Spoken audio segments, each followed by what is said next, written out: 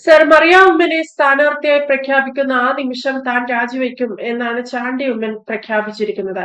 യഥാർത്ഥത്തിൽ മറ്റാരെങ്കിലും ഇതിന് പിന്നിൽ മറ്റാരുടെയെങ്കിലും ഒരു അജണ്ട വർക്കൗട്ട് ആവുന്നുണ്ടോ എന്നതാണ് ഏറ്റവും പ്രധാനപ്പെട്ട ഒരു ചോദ്യം. ചാണ്ടി ഉമ്മനെ ഒതുക്കുക എന്ന് പറയുന്നത് കോൺഗ്രസിനകത്ത് തന്നെ ആരുടെയെങ്കിലും ഒരു ഹിഡൻ അജണ്ടയാണ്.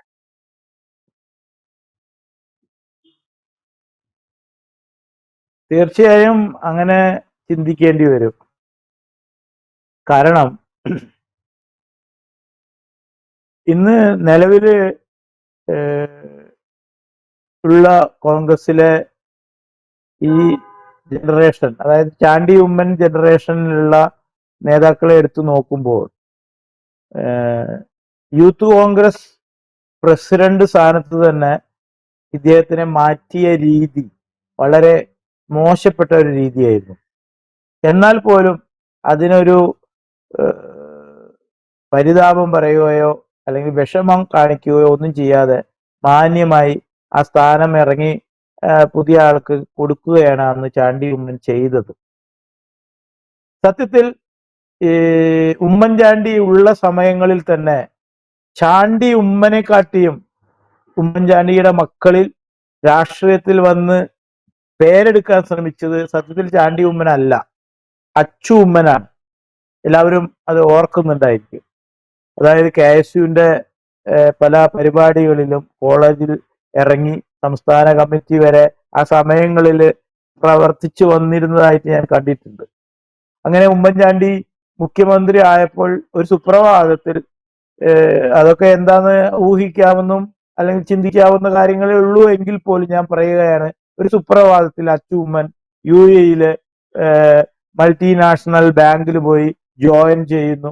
അതും അവിടെ കിട്ടിയ ജോലി അവിടുത്തെ നാഷണാലിറ്റിക്ക് മാത്രം റിസർവ് ചെയ്ത പോസ്റ്റിലാണ് ജോലി കിട്ടിയത് എന്നൊക്കെ നമ്മൾ കേട്ടു. പിന്നീട് ഈ അച്ചു ഉമ്മൻ രാഷ്ട്രീയത്തിൽ നിന്ന് മാറിപ്പോയി. പിന്നീടാണ് നമ്മൾ ഈ ചാണ്ടി ഉമ്മനെ കേൾക്കുന്നതൊക്കെ. പക്ഷെ ഒരിക്കലും നമ്മൾ ഈ മറിയ ഉമ്മനെ എവിടെയും കേട്ടിട്ടില്ല. ആകെ കേട്ടത് ഒരു സന്ദർഭത്തിൽ മാത്രമാണ്.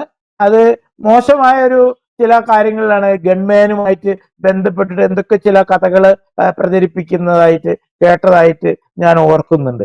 അല്ലാതെ ഈ മറിയ ഉമ്മൻ വേറെ ഒരു രീതിയിലും രാഷ്ട്രീയത്തിൽ എവിടെയും വന്നതായിട്ട് ഞാൻ കണ്ടിട്ടില്ല, കേട്ടിട്ടില്ല.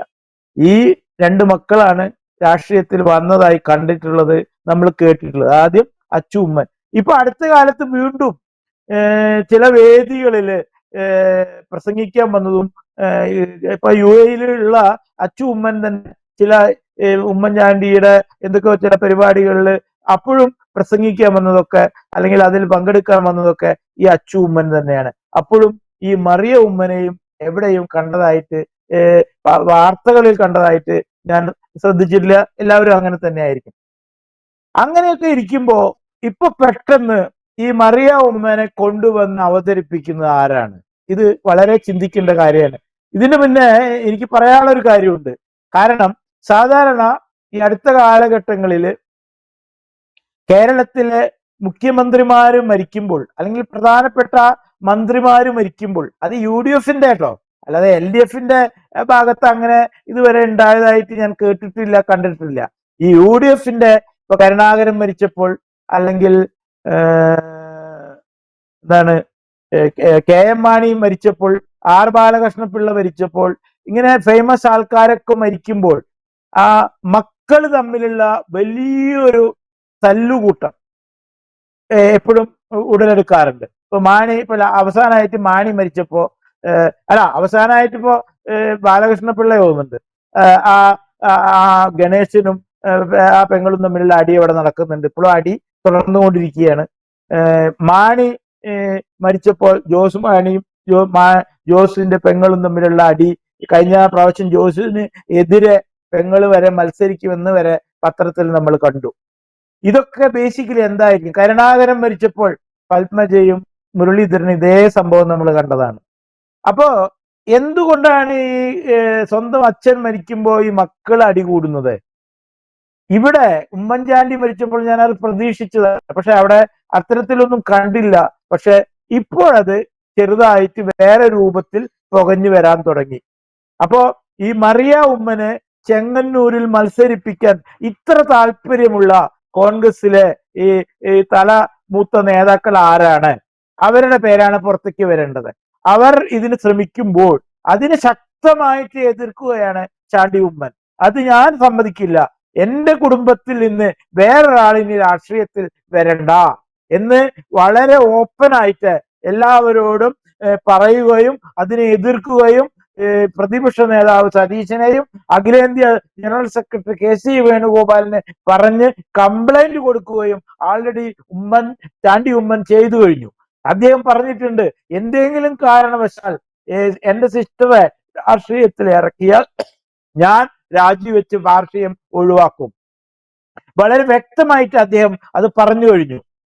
എന്നിട്ട് പുള്ളി പറഞ്ഞു, ഇനി അഥവാ എന്റെ സിസ്റ്റർക്ക് ഇങ്ങനെ ഒരു മോഹമുണ്ടെങ്കിൽ, ഇപ്പോ അദ്ദേഹം ജയിച്ചിരിക്കുന്ന പുതുപ്പള്ളിയിലാണല്ലോ, ഈ പുതുപ്പള്ളി ഞാൻ രാജിവെച്ചൊഴിയാം, അവിടെ വന്നോട്ടെ, ഒരു വീട്ടിൽ നിന്ന് രണ്ടാള് വേണ്ട.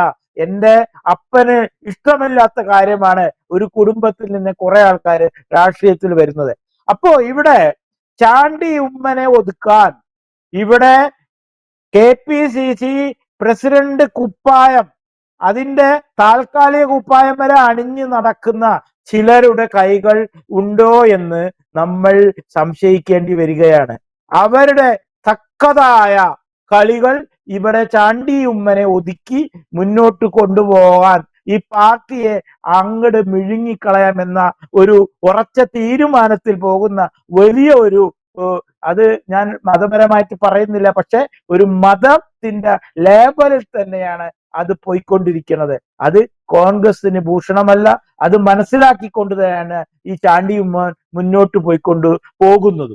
ചാണ്ടി ഉമ്മൻ വളരെ വ്യക്തമാണ്, ഒരു അധികാരത്തിന് വേണ്ടിയിട്ടോ ഒരു സ്ഥാനമാനങ്ങൾക്ക് വേണ്ടിയിട്ടോ എപ്പോഴും എവിടെയും ചണ്ടി പിടിക്കുകയോ അല്ലെങ്കിൽ അതിനു വേണ്ടി ചാടും പിടിക്കുകയോ ചെയ്തതായിട്ട് നമുക്ക് കാണാൻ സാധിക്കുകയില്ല. അങ്ങനെയുള്ള ഒരു വ്യക്തിയെ ഇപ്പൊ വയനാട്ടില് അല്ലെങ്കിൽ നിലമ്പൂരിൽ ഇപ്പൊ ലാസ്റ്റില് ഇലക്ഷൻ ഉണ്ടായി, ആ ഇലക്ഷനിൽ വരെ ഈ കോൺഗ്രസിലെ ഒരു പ്രവർത്തകരും കാഴ്ചവെക്കാത്ത തരത്തിൽ അദ്ദേഹം ഇത്ര വീടുകൾ, അതായത് നിലമ്പൂരിൽ മൊത്തം എത്ര വീടുകൾ ഉണ്ടെങ്കിൽ ആ വീടുകൾ മുഴുവൻ ഞാൻ കയറി ഇറങ്ങും എന്ന് പറഞ്ഞുകൊണ്ട് ഒറ്റയ്ക്ക് ഒപ്പം 1-2 ഫ്രണ്ട്സിനെയും കൂട്ടിയിട്ട് ഒരു രാഷ്ട്രീയ കമ്മിറ്റി ഒന്നും കൂട്ടാതെ ഓരോ വീടിലും കയറി ഇറങ്ങി ഒരു റെക്കോർഡ് തന്നെ ഉണ്ടാക്കിയിട്ടുണ്ട്.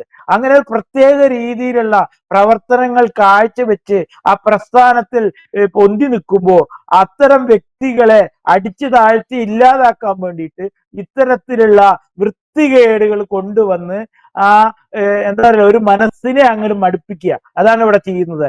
ഇത് കോൺഗ്രസിന് വലിയ ഒരു അടി തന്നെ ആയിട്ട് മാറും. ഈ മറിയ ഉമ്മനെ ചെങ്ങന്നൂരിൽ മത്സരിപ്പിച്ചാൽ ചാണ്ടി ഉമ്മൻ തീർച്ചയായിട്ടും ഈ പ്രസ്ഥാനത്തോട് ബൈ പറയുമെന്നതിന് യാതൊരു സംശയവും വേണ്ട.